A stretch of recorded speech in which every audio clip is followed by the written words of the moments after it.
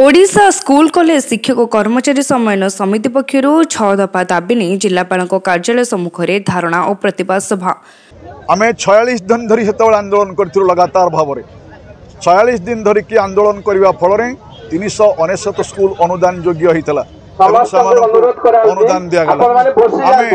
24 वर्ष आंदोलन करूँ आंदोलन आम ओहरी जाना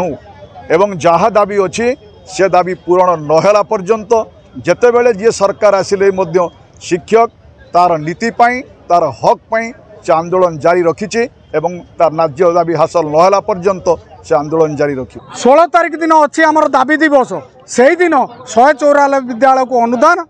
अब देखो तो आयुष्मान योजना आमर लागुनि आम एठी चाकरी करमको लागू होनी आम भत्ताटिया पाइपारनु किसी करूँ किंतु जो दिन रिटायर्ड होगनु शून्य हस्तर घर को पलैनु ये जुक्तियुक्त न्याय संगत दाबी आम करचु आम किसी अलग आउची दाबी करूनु एटा भारी दुख और परितापर विषय सरकार एक विचार करके सुविचार करके तुरंत आमर दाबी की हासिल दिंतु आमको से अड़ुआटा को तुटातु जी पूर्ण अनुदान एथर देइचंती से पेंशन नहीं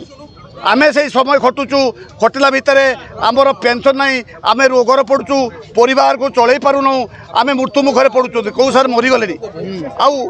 आमर जो ग्रेड पे माने षष्ठ वेतन असत होता संशोधन करने आमर दाबी हूँ